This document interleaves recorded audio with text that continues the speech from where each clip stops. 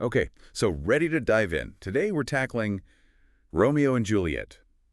Shakespeare, like the one everyone's heard of, but maybe not everyone's actually read. Right, right. I mean, it's one of those plays that just gets referenced everywhere. Exactly. We got the full text from Project Gutenberg, so think of this deep dive as like a guided tour through the first act. We're focusing on how this whole tragic mess gets started, the initial conflicts, and who Romeo and Juliet actually are. Yeah, like what makes them tick, right? What choices do they make? And are they even really choices, or is it all like fate pushing them around? We'll try to unpack all that. Cool. So, Act I, Scene I, we're in Verona, a public place, but even before any characters show up, there's already this feeling of tension, right? Oh, yeah, huge time. You've got that prologue telling us about the ancient grudge between the Capulets and the Montagues. It's like, this isn't some new beef. This hatred goes way, way back. So basically, Verona's got this like permanent dark cloud hanging over it because of these two families. Exactly. And guess what? It doesn't take long for that cloud to start raining down chaos. Because Bam Street Brawl. These guys aren't messing around either. They're armed with, quote, clubs, bills, and partisans. Like, these are some seriously dangerous weapons. Oh, for sure. We're talking axes on poles, spears. They're not just pushing and shoving. They're out to do some serious damage. And then, enter the big bosses, right? Capulet shows up in his gown, Lady Capulet right there with him. Then Montague and Lady Montague swagger in. Capulet's immediate reaction is to yell for his longsword, like he's ready to rumble, even in his pajamas. He's so old school, right? Totally caught up in this feud. It's like part of his identity at this point. But Lady Capulet, not so much. She actually tells him to grab a crutch instead, basically saying, dude, you're too old for this.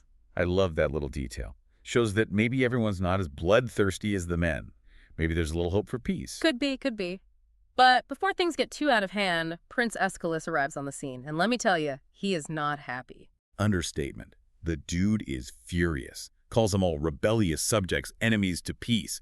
I mean, he's had enough. And rightfully so. Imagine being the prince, having to deal with these families tearing up your city every other week because of some ancient squabble. It's exhausting. He even reminds them that this isn't the first time, or even the second. He says, thrice they've messed up the peace. Yeah, it's like, guys, come on, get a hobby or something. But the prince isn't just lecturing. He lays down the law. He says, straight up, your lives shall pay the forfeit of the peace. No more messing around. Heavy stuff. He tells Capulet to come with him, Montague to meet him later. It's like a timeout, but with potentially deadly consequences. And that final warning, once more, on pain of death, all men depart. He's drawing a line in the sand, big time. Okay, so we've got this super tense scene, right? Yeah. But then we switch gears and we meet Romeo, who, interestingly, was not involved in any of this brawling. Lady Montague's actually relieved he wasn't there. What do you make of that? Well, it sets him apart from the other Montague guys right away, doesn't it? Like, he's got different priorities. Right. Benvolio, Romeo's cousin, says he saw him earlier, an hour before the worshipped sun, walking all moody-like by some sycamore trees. It's like Romeo's got his own drama going on. And those sycamores, they were often like symbols of sadness and contemplation back then. So even the scenery is telling us Romeo's in a dark place. Benvolio tries to talk to him, but Romeo just avoids him, disappears into the woods. He's seriously brooding. Yeah, something's eating at him. And when Benvolio finally does get him to open up, Romeo's all cryptic and poetic about it. He's all not having that which having makes them short. Benvolio's like, are you in love? And Romeo sighs out. Dramatic, much. But then he launches into this whole rant about the contradictions of love, right? Like, oh, brawling love, oh, loving hate. It's wild. Totally. He's so deep in his feelings, he can't even see straight. And this is all about Rosaline, right? Yep, the girl who doesn't love him back, though she's not even mentioned by name until later. Benvolio tries to be the voice of reason, like, hey, there are other fish in the sea. But Romeo's not having it. He's like, tut, I have lost myself. I am not here. This is not Romeo. He's some other where. He's so lost in his heartbreak. He's a drama king, that Romeo. But it shows how intense he is, how seriously he takes love, even when it's unrequited. It makes you wonder, though, is he really in love with Rosaline, or the idea of being in love? Good question. Okay, so we're moving on to Act 1, Scene 2. We're on another street now, and this time it's Capulet chatting with Paris. And they're talking about, you guessed it, marrying off Juliet. Right. And at first, Capulet is actually hesitant. He's like, she's barely 14. Let's give her a couple more years, which is kind of surprising, Yeah, he calls Juliet his hopeful lady of my earth. Like, she's precious to him. But Paris, he's pushing for the marriage, saying that younger girls have become mothers just fine. Typical Paris, always thinking about what he wants. Capulet does eventually agree, but on one condition. Juliet has to be on board, too. He says, "But woo her, gentle Paris, get her heart. My will to her consent is but a part." So Juliet gets a say, which is, again, kind of surprising for the time. Yeah, it's almost like Capulet respects Juliet's feelings, at least at this point. It Yeah. makes his later actions all the more, jarring. Totally. So how does Capulet plan to give Paris this chance to woo Juliet? A party, of course. The old accustomed feast. Exactly. And Capulet sends out his servant with a list of people to invite. But here's where things get interesting, or maybe just plain funny.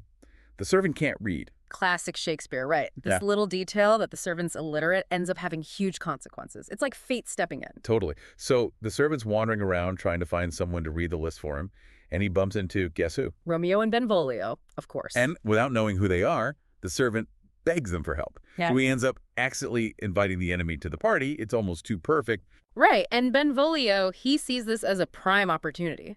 Still trying to get Romeo's mind off Rosaline. He's like, dude, come to the party. Check out all the other hot girls. You'll forget all about her. Compare her face with some that I shall show, and I will make thee think thy swan a crow. Nice line. But Romeo's like, nah, I'm only going to gaze at my Rosaline. Famous last words. If only he knew, right? Okay, Act 1, Scene 3. We're finally meeting Juliet. We're inside Capulet's house, and right away we get this sense of her close relationship with the nurse. Oh, the nurse. What a character. Lady Capulet asks about Juliet's age, and the nurse just goes off on this hilarious tangent about Juliet's childhood. She's like, remember when Susan died and the earthquake happened and I had to put wormwood on little Juliet's nipple? It's so random and detailed, but it shows how much the nurse has been there for Juliet. Like, from day one, they have this super close bond, almost like a mother-daughter thing. Yeah, and then Lady Capulet's like, okay, enough reminiscing. Let's get down to business. She asked Juliet straight up, how do you feel about marriage? Which, I mean, that's kind of a heavy question to spring on a 13-year-old. Right. But Juliet's response is so sweet and innocent. She's like, it's an honor that I dream not of. She hasn't even thought about it. She's still a kid, playing with her dolls, you know. But then Lady Capulet and the nurse start talking about what a catch Paris is, how great marriage is, like they're really trying to sell it. The nurse calls him a man of wax, which is apparently like the highest compliment you could give a guy back then. Means he's perfect, like a sculpture. Lady Capulet tells Juliet to really check Paris out at the feast. Read o'er the volume of young Paris's face and find delight writ there with beauty's pen. She's like, girl, this is your chance. And Juliet, being the good daughter she is, says she'll try to be open-minded, but, you know, no promises. She's dutiful, but she's not a pushover. She's got her own mind. Okay, let's move on. Act I, Scene 3. We're back on the street with Romeo, Mercutio, and Benvolio. They're getting ready for the party, and they're all masked up. Like a Renaissance superhero team. But Romeo's still moping about Rosaline. He's even like, I don't even want to dance. He's bringing everyone down. But Mercutio, always the life of the party, tries to cheer him up. He starts talking about Queen Mab, this, fairy queen who brings dreams. It's a super famous speech all about the power of imagination and, you know, how our dreams can mess with us. But Romeo, he's still got this bad feeling about the night. Foreshadowing alert, he says, I fear too early for my mind misgives some consequence, yet hanging in the stars, shall bitterly begin his fearful date with this night's revels. He's like, some bad's going to happen. And, well, he's not wrong. Nope. Act I, Scene V. We're finally at the Capulet party. The place is hopping, music, dancing, servants running around. Capulet's welcoming everyone, reminiscing about his younger party days. It's all good vibes. Until Romeo spots Juliet. And then, boom, everything changes. His whole world just shifts, right? He's totally smitten. He even forgets about Rosaline for a hot second. He's all like, oh, she doth teach the torches to burn bright. And then there's that famous line about her being a jewel in an Ethiop's ear. He's gone, completely head over heels. But of course, this is a Capulet party, and Romeo is a Montague. It doesn't take long for Tybalt to recognize him. And let me tell you, Tybalt does not take it well. He's like, get me my sword. This Montague is going down. He's ready to fight. Right there, right then. But Capulet, he actually steps in and stops him. He's like, dude, chill. It's my party, and I won't have any bloodshed. Which is kind of surprising, right? Like, Capulet's actually being the voice of reason here. Yeah, he even calls Romeo a virtuous youth. Can you imagine? Tybalt is fuming, but he backs down. For now. He gives this ominous little warning, though. I will withdraw, But this intrusion shall, now seeming sweet, convert to bitter gall. Uh-oh. More foreshadowing. So things are tense, but then we get the first conversation between Romeo and Juliet, and it's pure magic. It's like they're speaking a language only they understand, all these metaphors about pilgrims and saints, and they even just... Scandalous. But then the nurse comes and pulls Juliet away. Romeo's like, who's that lady? And someone tells him, oh, that's Juliet, Capulet's daughter. And Romeo's like, wait, what? Is she a Capulet? Oh, dear, account. My life is my foe's debt. Talk about a mood killer. He just realized he's fallen for the daughter of his sworn enemy. And Juliet finds out who Romeo is at the same time. Yeah. She's just as devastated.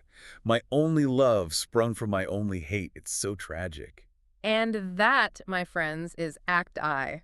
We've got this raging family feud, two teenagers who fall madly in love despite it all, and this looming sense of doom. It's like Shakespeare setting up the dominoes, and we know they're all going to fall. Exactly. So what do you think? Were Romeo and Juliet always doomed? Was this all fate?